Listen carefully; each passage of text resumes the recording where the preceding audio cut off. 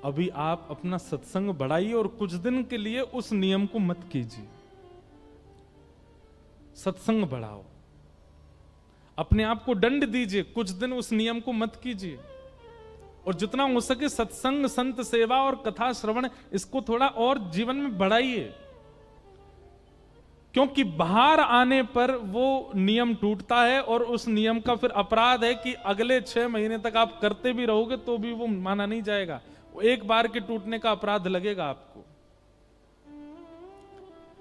इसलिए भार जब लगे, अब लोगों ने पता क्या किया, भार को दूसरी चीज में परिवर्तित कर लिया। अब एकादशी के दिन व्रत वाले ही पकवान बन जाते हैं। पिज्जा बनता है व्रत का, व्रत वाले डोसा बन जाते हैं, व्रत वाली इडली बन जाती है, व्रत वाले चाइनीज भी बन जाते हैं। ये भी एक प्रकार से भार ही है। आपको भार लग रहा है तो आपने उसका सब्स्टिट्यूट ढूंढ लिया। नहीं, ये तो सौभाग्य होना चाहिए। 10वीं को, आज 10वीं है तो नाच रहे हैं महाराज, क्यों? एकादशी आ रही है, कल तो हम व्रत करेंगे, अपने श्याम सुंदर के लिए व्रत करेंगे। नृत्य हो रहा है। जिस प्रकार सौभाग्यवती नारी जब अपने मांग में सिंदूर भरती है तो उसके रोंगटे खड़े हो जाते हैं कि मैं सौभाग्यवती हूं, ऐसी तिलक लगाते समय वैष्णव के भी चित्त में वही आनंद होना चाहिए। हम राधा रमन जी के हैं, हम राधा वल्लभ जी के हैं, हम बिहारी जी के, हम गिरधर लाल जी के हैं।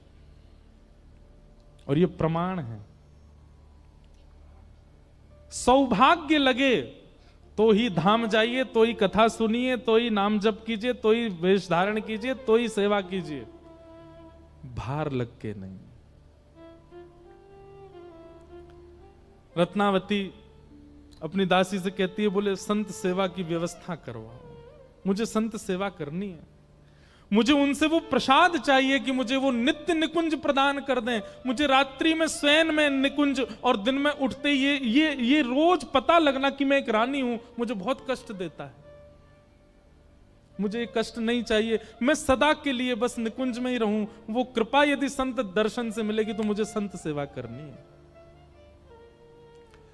दासी ने ऐसी व्यवस्था कराई कि रत्नावती जी के महल के नीचे ही पीछे की तरफ एक भवन जैसा बना दिया और उस भवन में झीने झीने से पर्दा लगा दिए और प्रचार करवा दिया। दूर दूर तक संत महात्मा जो भी हैं, दासों को लगाया। कहीं भी कोई मालाधारी संत भेषधारी दिखे उनको ले आना, ला करके सब यहीं आमे, आकर के प्रसाद पावे, सबकी सेवा हो। अब तो आमेर में रत्नावती जी के यहां संत आने लगे। लेकिन रत्नावती कैसे दर्शन करती है? जीना सा एक पर्दा लगा है, वहीं बैठी रहती हैं और वहां जो भी संत आते हैं सबको वहीं से दंडवत प्रणाम करती हैं, वहीं से सबको वंदन करती हैं, वहीं से संतों की ऐसे बलैया ले लेती हैं, वहीं से संत चरणों के दास जाकर के जो चरण प्रक्षालन कर लाते हैं, भीतर लाके रानी को देते हैं, वहीं बैठ के पी लेते। दूर से ही दर्शन करती है, कहीं से भी ऐसा झलकने नहीं देती कि वो एक रानी है। दीनता है, पर हां मर्यादा जो कुल की है उसमें अभी भी बंधी है।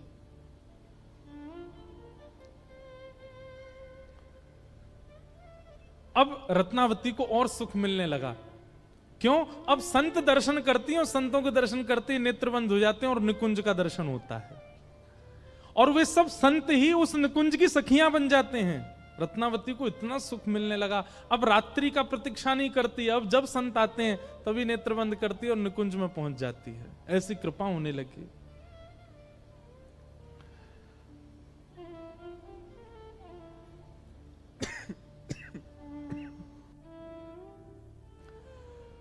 संतों का आगमन होने लगा, रत्नावती बड़ी प्रसन्न थी। तभी एक दिन हमारे वृंदावन के ब्रजवासी पहुंच गए और ब्रजवासी ब्रज को भजवे वारे, ब्रज की उपासना करवे वारे, ब्रज के नाम गुणगान करवे वारे, वे सब पहुंच गए।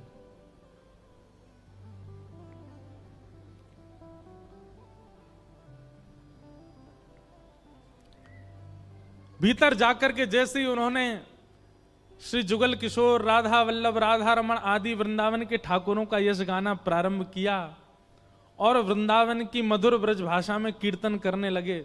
नंद जी को छैया, बलभद्र जी को भैया लाल। नंद जी को छैया, बलभद्र जी को भैया लाल। नंद जी को छैया, बलभद्र जी को भैया लाल। नंद जी को छैया, बलभद्र जी को भैया लाल। ओ या को मुख देखे ते कटत यम फंद। या को मुख देखे ते कटत यम फंद। या को मुख देखे ते कटत यम फंद। या को मुख देखे ते कटत यम फंद। ओ जय जय राधे कृष्ण राधे कृष्ण राधे गोविंद। जय जय राधे कृष्ण राधे कृष्ण राधे गोविंद। जय जय राधे कृष्ण राधे कृष्ण राधे गोविंद। जय जय राधे कृष्ण राधे अब कृष्ण राधे। ब्रजवासीन को तो यही स्वरूप है, वो जहां जामे सबन को नचा दें। अब वहां सब ब्रजवासी नाच रहे थे और भीतर बैठी रत्नावती का रोम रोम नृत्य कर रहा था। उनके मुख से ब्रज की ऐसी मीठी भाषा और ब्रज के ठाकुरों का गुणानुवाद सुनकर के रत्नावती स्वयं को रोक नहीं पाई और अपने स्थान पर खड़े होकर के अपनी दासी के साथ वो भी नृत्य करने लगी। हो जय जय राधे कृष्ण राधे कृष्ण राधे गोविंद। जय जय राधे कृष्ण राधे कृष्ण राधे गोविंद। जय जय राधे कृष्ण राधे कृष्ण राधे गोविंद। जय जय राधे कृष्ण राधे कृष्ण राधे गोविंद। ओ केशव जी कल्याण गिरिधरण छबीले लाल। केशव जी कल्याण गिरिधरण छबीले लाल। केशव जी कल्याण गिरिधरण छबीले लाल। केशव जी कल्याण गिरिधरण छबीले और लाल। मदन मोहन श्री वृंदावन चंद। मदन मोहन श्री वृंदावन चंद। ओ मदन मोहन श्री वृंदावन चंद।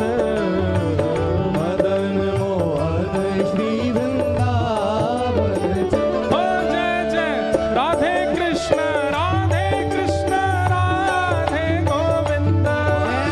राधे कृष्ण राधे कृष्ण राधे गोविंद। जय जय राधे कृष्ण राधे कृष्ण राधे गोविंद। जय जय राधे कृष्ण राधे कृष्ण बोलो नंद राधे। के लाला की।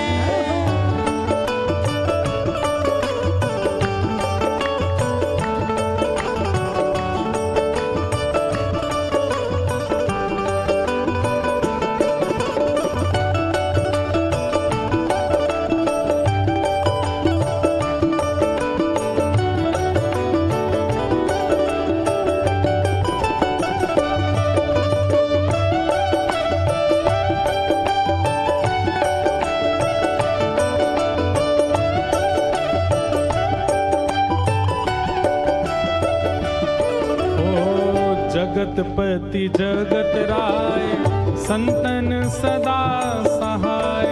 जगतपति जगत राय संतन सदा सहाय। जगतपति जगत राय संतन सदा सहाय। जगतपति जगत राय संतन सदा सहाय। या के गुण गावे स्वामी परमानंद।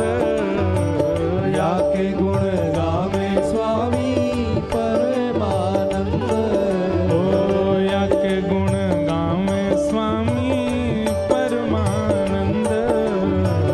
या के गुण गावे स्वामी परमानंद। ओ जय जय राधे कृष्ण राधे कृष्ण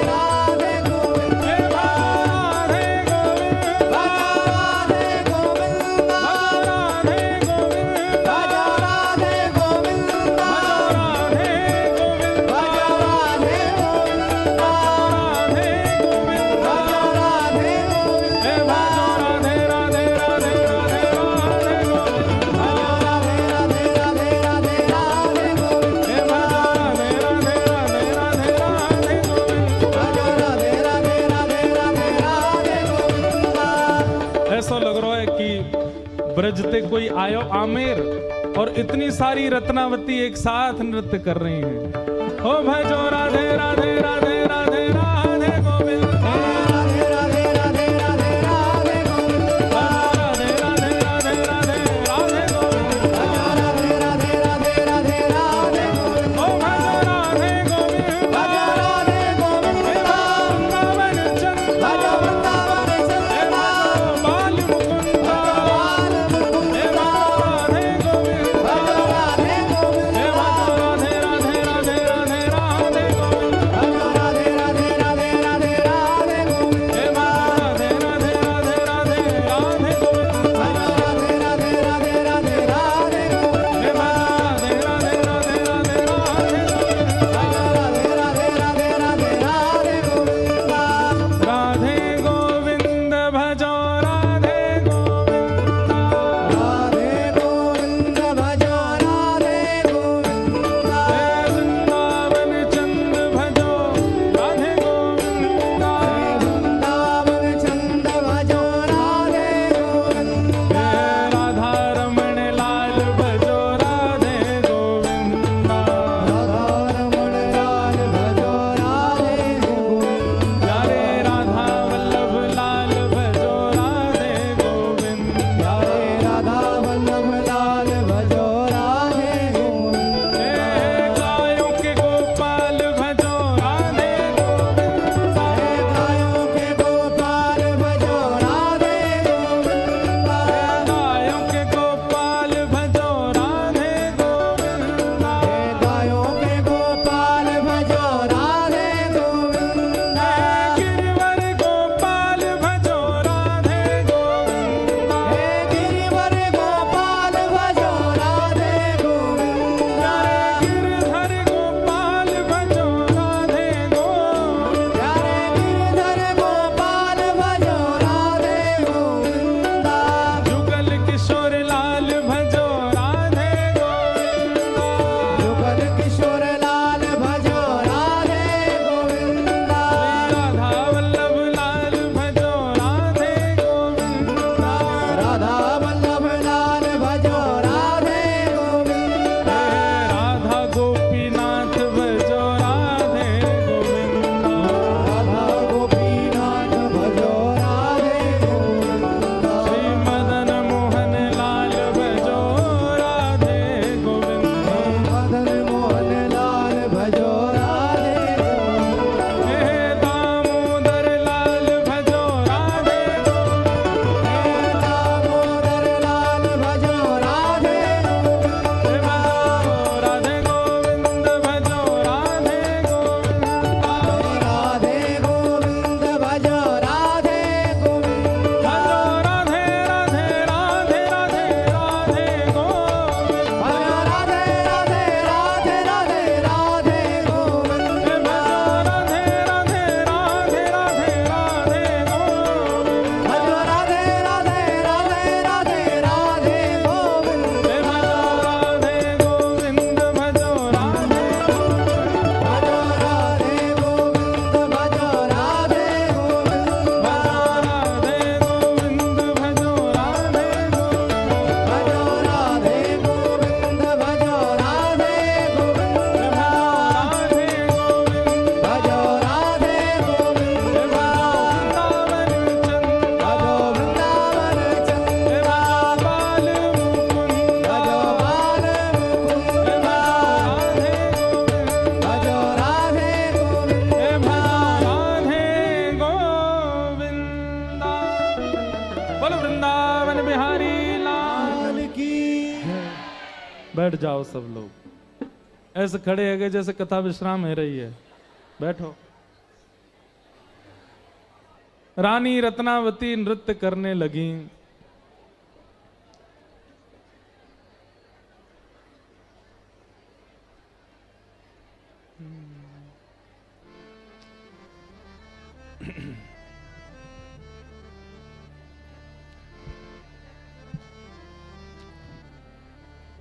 सब संतों के कीर्तन को सुनकर के ब्रजवास ब्रज से आए हैं संत, यह जान करके रानी रत्नावती आनंद में भर गई, कीर्तन करने लगी।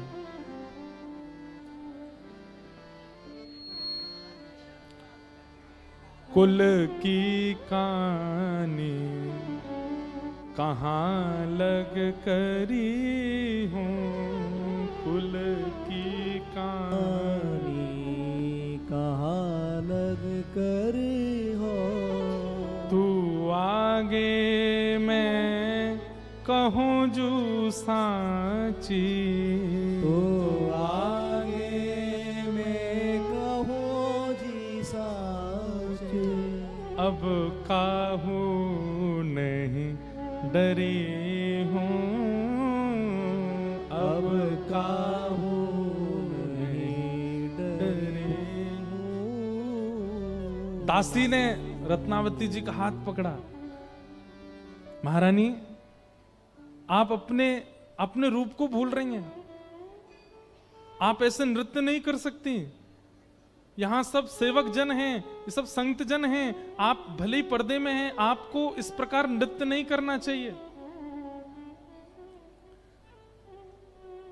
रत्नावती बोली, सबसे पहले तो ये बता कि मेरे अंग में कौन सा ऐसा अंग है जिससे ये पता चलता है कि मैं महारानी हूं। मैं उसी को काटूंगी आज। ये किस अंग से पता चलता है कि मैं महारानी हूं? बता दे मुझे आज। हाथों से पता चलता, काट दो इनको। मुझे महारानी नहीं हूं मैं, क्यों मुझे बार बार याद दिलाती है?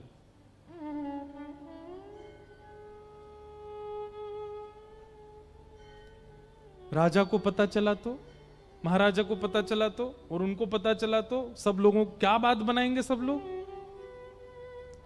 सूरदास जी गा रहे हैं, कुल की कहानी कहाँ लग करी हूँ, कुल की कहानी कहाँ लग कर हो।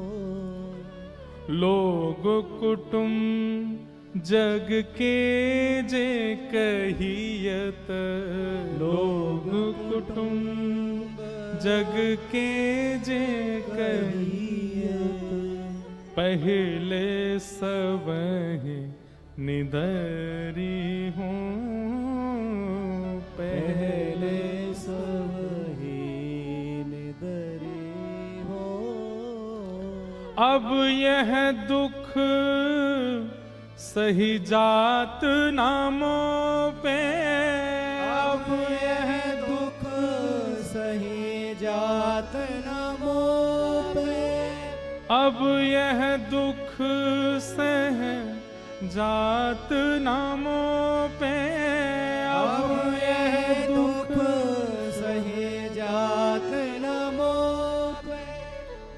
विमुख वचन सुन मरे हूँ, विमुख वचन सुने मरे हो। जीवन भर ये रानी का चोला पहन करके महलों के भीतर बैठ करके इन विमुखों के बीच में मरना है क्या मुझको?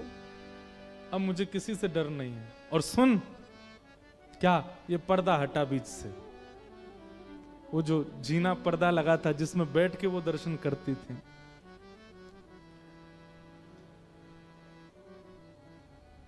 दासी तो घबरा रही थी, रानी ने ही पर्दा हटाया और आज पहली बार वो देहली पार करके गई और जो ब्रज से आए संत थे उनके चरणों में साष्टांग दंडवत प्रणाम किया।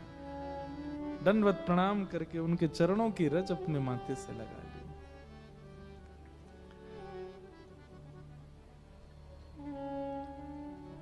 भक्ति निडरता भी देती है, लेकिन ऐसी निडरता नहीं कि महाराज दो चार मल्ल देखे तो लड़वे पहुंच गए, वो वाली निडरता नहीं। पर ये भय समाज का, संसार का, लोक का, संप्रदाय का और कहें तो जाति का, इन सब का जो भय चित्त में व्याप्त रहता है, ये निडरता नहीं है। ठाकुर जी इतने बंधनों में हमको बांध के दुनिया में भेजते हैं। धीरे धीरे धीरे भक्ति की धार इतनी पैनी होती चली जाती है कि धीरे धीरे सारे बंधन अपने आप कटते चले जाते। जात पात पूछे नहीं को, हरि को भजे सो हरि को। ये जाति में हम कब तक हैं पता है? ये चैलेंज है हमारे लिए कि हम ये हैं, हम ये हैं, हम ये हैं। आप अपनी भक्ति की स्थिति से, अपनी भक्ति के स्तर से एक दिन उसको काट दो। लोक कुल की लाज मर्यादा आदि, अरे कहां तक है, स्त्री पुरुष का भी ये भी एक बंधन है कि तुम स्त्री हो हम पुरुष हैं। जाके देखो इन्हीं गौरी शंकर भगवान को वृंदावन में नथनी वारे बन के बैठे वहां पे। भक्ति ये लाज भी नहीं रहने देती कि हम कौन है। ये सब धीरे धीरे कटवा देती है भक्ति की धार। आमेर के किले में मानो जैसे भूकंप आ गया। बात पहुंची राजा के कान में कि महाराज अब तो आपकी आंख के पीछे कुछ भी हो रहा है। बहुत सुंदर चरित्र रत्नावती जी का।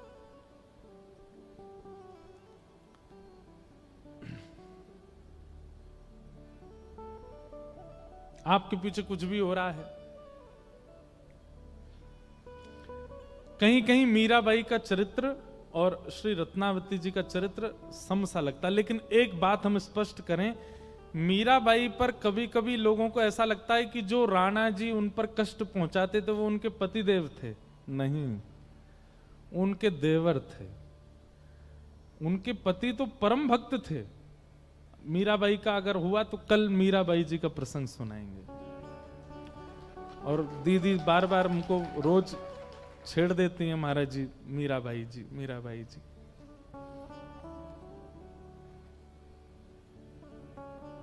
कल आपसे एक बात हो रही थी तो कह रही थी कि नरसिंह मेहता एकमात्र ऐसे थे जो रास में गए और रास का दर्शन करके फिर वापस पृथ्वी पर आए। एक और नाम है ऐसा मीराबाई का, जो अपने जीवन काल में एक बार रास में गई थी और फिर रास से वापस आई। बहुत सुंदर चरित्र है मीराबाई का। तो रत्नावती जी ने जाकर के जैसे ब्रजवासियों को, ब्रज से आए संतों को सिर टेक करके दंडवत प्रणाम किया। जो वो चाहती थी हमेशा वो हो गया। क्या?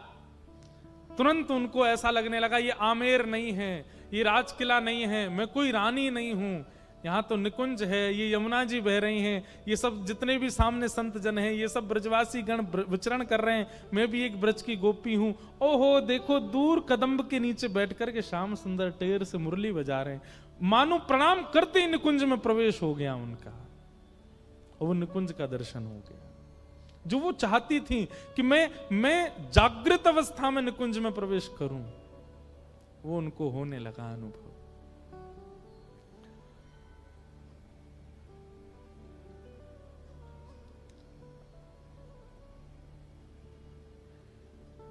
आप सुखी तो सबनी के हैं, आप सुखी तो सबनी के हैं, उनके सुख का सरे हैं, उनके सुख का सरई है। सूरदास प्रभु चतुर शिरोमणि, सूरदास प्रभु चतुर शिरोमणि, सूरदास प्रभु चतुर शिरोमणि, सूरदास प्रभु चतुर शिरोमणि। अब के हुए कछु लरे हूँ, अब के हुए कछु लरे हो। हम सुखी हैं तो हमको सब अच्छे लगेंगे, लेकिन हम ही यदि परेशान हैं तो कितनी भी भक्ति भावना चित्त में आ जाए सब परेशानी दिखेंगे। जाकी रही भावना जैसी प्रभु मूरत देखी तिन तैसी। सूरदास जी कह रहे हैं कि एक बार चतुर शिरोमणि श्री ठाकुर जी के है गए, अब बाकी के भले ही हमसे लड़ते रहे, हमें इसकी कोई चिंता नहीं, हम तो उनके है गए बस। श्याम सुंदर सदा हमको प्यारे रहे, हम उन्हीं के रहें वो हमारे रहें। श्याम सुंदर सदा हमको प्यारे रहे, हम उन्हीं के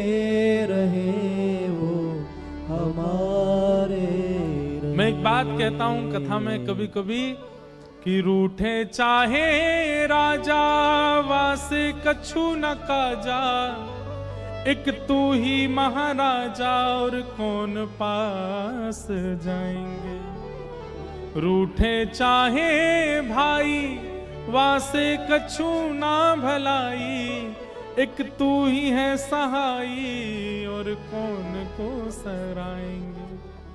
रूठे चाहे मित्र और शत्रु आठों याम, एक तेरे चरणन के नेह को निभाएंगे। जग सारा झूठा एक तू ही है अनूठा, रूठ जाए चाहे सारा जग पर तू ना रूठा चाहे।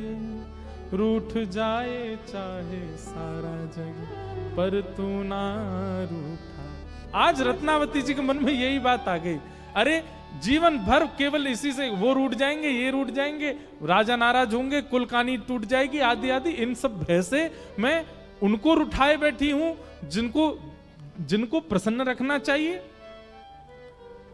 हम कई बार अपनों की प्रसन्नता के चक्कर में ठाकुर जी की प्रसन्नता भूल जाते हैं। भैया अपने रूठते ही रहेंगे, चाहे कितनों मनाए लो इनको, ठाकुर जी नहीं रूठने चाहिए। मीराबाई का एक पद है, मुझे तो पद ही याद आते रहे बार बार। मैं तो गोविंद रा गुण गासू, राणा जी रूठे तो मने काए करसी। मैं तो गोविंद रा गुण गासू, राणा जी रूठे तो मने काए करसी। मैं तो गाऊंगी हरि का गुण, ये रूठे तो रूठे, ये रूठे तो ज्यादा से ज्यादा क्या करेंगे, मुझे घर से निकाल देंगे, मुझे नगर से निकाल देंगे, मुझे इस राज्य से निकाल देंगे, मुझे देश से निकाल देंगे। लेकिन त्रिलोकीनाथ रूठ गया, तीनों लोकों का स्वामी रूठ गया, तो मैं जाऊंगी कहां? उसके अलावा तो जगह भी नहीं है, तीनों लोगों के अलावा तो कुछ है भी नहीं, तो जाऊंगी कहां? अगर तीनों लोक से बेदखल कर दिया गया तो कहां जाऊंगी?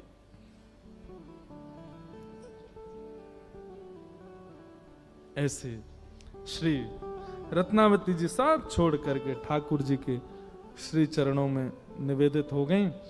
अब कल सुनाएंगे इनके पतिदेव आए और उन्होंने फिर कैसी की, फिर उसके बाद मीरा चरित्र इसी में सुनाएंगे।